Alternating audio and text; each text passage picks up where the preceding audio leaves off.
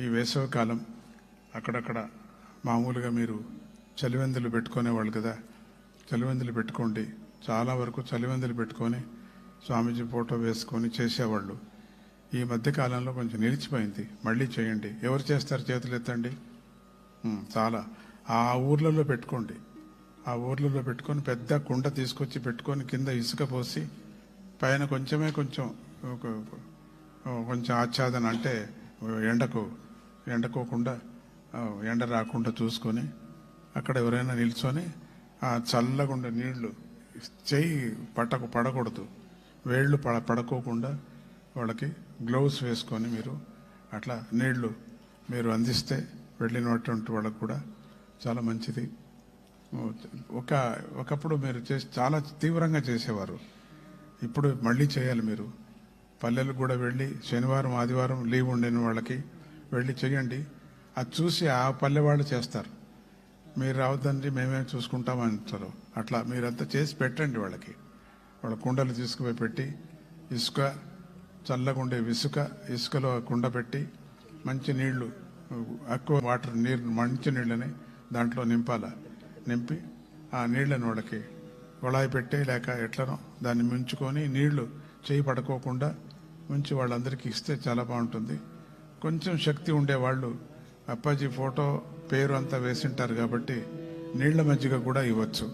ఎందుకంటే చాలామంది పేరు వేసిన తర్వాత నీళ్లు మజ్జిగ కూడా ఇస్తే చాలా సంతోషపడతారు. ఇంకా నెక్స్ట్ మంత్ చాలా వేడిగా ఉంటుంది. ఇప్పుడే వేడిగా అయిపోయింది అన్ని చోట్ల. ఇప్పుడే చూశారు కదా, మైసూరు ఇంత వేడే లేదు. వాతావరణం అంతా చేంజ్ అయిపోతుంది, మారిపోతుంది అంతా. ఋతువులు కూడా అన్ని లేట్గా వస్తున్నాయి. ఋతువులు అన్ని చోట్ల చాలా బాధపడుతున్నారు. అతిగా వానలు, అతిగా ఎండ, ఇవన్నీ వస్తున్నాయి. మనము వాతావరణానికి సరిగా మనం బతకాలి కదా, బతకపోతే అయ్యలేదు.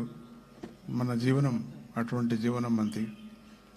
మనం ఏదో కష్టకాలంలో ఉన్నాము, బయటకు వచ్చాం. మనం 2-3 ఏండ్లు మహా అవస్థపడ్డాం. కరోనాలో బయటపడ్డాం. ఎట్లనో లోపలే ఉన్నాం, ఏదో తినుకొని ఉన్నాం, బతికాం. కొంతమంది పోయారు, కొంతమంది నానా అవస్థలు పడ్డారు, వ్యాపారాలు పోయాయి. నిజమే, మళ్ళీ తేరుకోవాలంటే 10 ఏండ్లు కావాలా.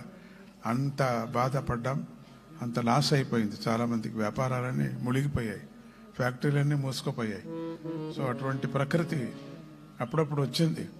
కేవలం మనకు మాత్రమే కాదు, ఒకప్పుడు దశరథుడి కాలంలో కూడా వచ్చింది. రాముడు పుట్టక ముందు క్షోభ అనుభవించారు. తర్వాత దాని వెనకల కృతయుగంలో కూడా కొనాలు వచ్చింది. అప్పుడు అన్నపూర్ణేశ్వరి అమ్మవారే అన్నాన్ని పెట్టింది కాశీలో. అందుకని అన్నపూర్ణేశ్వరిగా పిలుచుకున్నారు. అప్పుడే అన్ని ధాన్యాలన్నీ కూడా అప్పుడే అమ్మవారి యొక్క దృష్టితో అన్ని ధాన్యాలు పడ్డాయి. ఆ ధాన్యాలు ద్విదళ ధాన్యాలు, ఏకదళ ధాన్యాలు, ఇవన్నీ కూడా అప్పుడే మనం చూసింది కూడా అప్పుడేనే. అటువంటి ధాన్యాలతో మనమంతా ఈరోజు బతుకుతున్నాం. అందుకని కాశీ వెళ్ళినప్పుడు అన్నపూర్ణేశ్వరుడు తప్పకుండా మీరు దర్శించాలి. ఇక్కడ మేము అన్నకూటం కూడా చేశాం 52 పదార్థాలతో. న్యాయంగా 52 అవతారాలు అమ్మవారిది. అందుకని 52 భక్ష్యాలు చేయాలని ఉంది అక్కడ. అట్లా చేసి అన్నకూటాన్ని మళ్ళీ అటువంటి దృశ్యం ఎప్పుడైనా చూస్తారు మీరు, సాధ్యమైతే హైదరాబాద్లో చూస్తారు మీరు.